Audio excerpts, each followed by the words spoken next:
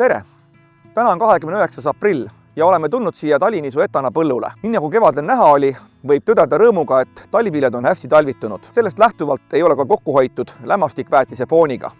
Taimik on võimas ja areneb ka kiirelt. Kuna kevad on meid rõõmustanud ka piisavate sademetega, siis praegu läheb kõik nagu plaanipäraselt ja isegi paremini. Üks asi, mida me peame nüüd jälgima, on muidugi ilmastik ja need tuule ja sademete tingimused, millesse me peame ära sobitama enda plaanitud taimekaitsetööd. Siit on näha, et tegelikult nisu on juba sellises faasis, et viimane aeg on planeerida selliseid herbitsiide, mille kasutusaeg on piiratud siis teise kõrresõlmega. Ja samal ajal tegelikult on olnud temperatuurid päris kõikuvad. Et sellel kevadel me oleme näinud 28-kraadiseid kuuma temperatuure ja üsna kiiresti on nad vaheldunud ka -5-ga öösiti ja on ka päevi, mis on jäänud alla 10. Nii et see kõik tähendab seda, et tegelikult taim vajab ka toetust siis erinevate taimekaitsevahendite näol ja stressi maandavate biostimulaatorite näol. Ja täna võib olla päris mitmetel põldudel tekkinud olukord, kus juba nagu aeg pitsitab herbitsiidiga ja teiselt poolt see kiire kasv vajab ka juba haigustõrjet fungitsiidi näol. Meeles mõlgub ka juba tegelikult kasvuregulaator, nii et on sellist nuputamist omajagu, kuidas see segu kokku segada. Ja nagu te praegu näete, siis täna on selline tuul, et paraku täna nagu pritsimist planeerida ei ole võimalik.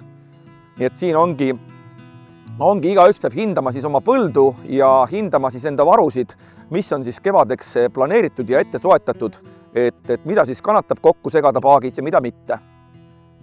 Et ma arvan, et üks võimalus oleks siis katsuda segada kokku herbitsiid ja fungitsiid ja kasvuregulaatori paneks hetkel küsimärgi alla, see juba sõltub tegelikult sellest, millised tooted teil valitud on. Ma ei taha öelda, et kasvuregulaatorid ei ole vaja teha, see aasta on kindlasti kasvuregulaatorit vaja teha, aga see tuleb siis vaadata konkreetselt üle teie plaani põhiselt, eks ju. Ja võib-olla siis natukene toodetest ka, et meie poolt siis kõige tuntum nisuherbitsiid, mida me pakume, on Incelo, kellel on õnnestunud soetada. Sellele soovin õnne, et saab sellist head toodet kasutada ja sinna juurde väga hästi sobib siis Delaro Forte. Et Incelo norm talinisul on registreeritud 0,2 kilo hektarile koos siis kleepaine Biopoweriga ja Delaro registreeritud norm on 1,3 liitrit hektarile.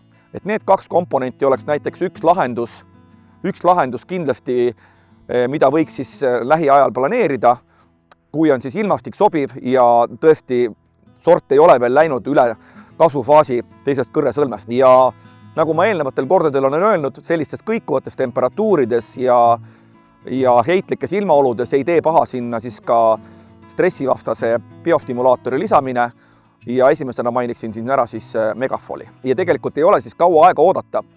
Kui see töö on tehtud, siis hästi tähelepanelik olla ja järgmisena planeerida kohe ka tegelikult kasvuregulaator. Kasvuregulaatoriteks on Liinasagro valikus Tempo ja Medax Max.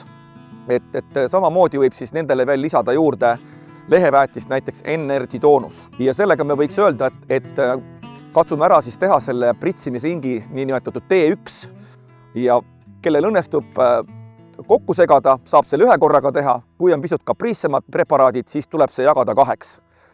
Ja siis vaatame juba, kuidas edasi.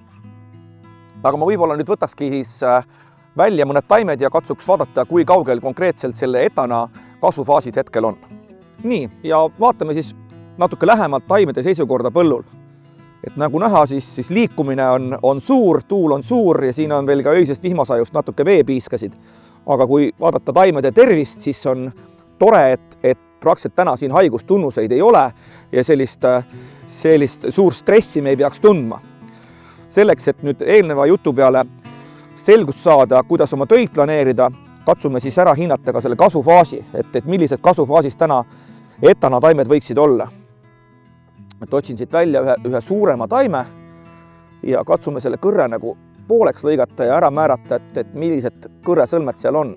Selle kõige suurema võtaks välja, see oleks näiteks see. Tegelikult vaja siis vaadata päris üsna alla ja siin me näemegi neid kõrresõlme algeid ja ma julgen öelda, et kasvufaasini 32 on veel õnneks natukene minna, et tormama ei pea ja stressama ei pea, et on aeg oodata paremat ilma ja rahulikult planeerida ja vaadata siis, mis segusid ja mis järjekorras teha.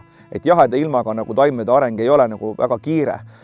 Küll aga tuleb jälgida ilmaprognoosi, et kui tuleb kiireid temperatuuri tõuse ja rohkelt sademeid, siis läheb kiireks, sest nagu me näeme, me võime siin plaane teha, aga ilm ei pruugi kaugeltki meile alati anda siis seda sobivat momenti pritsimiseks, et oleks sobiv temperatuur ja ka tuul oleks nii-öelda vaikne.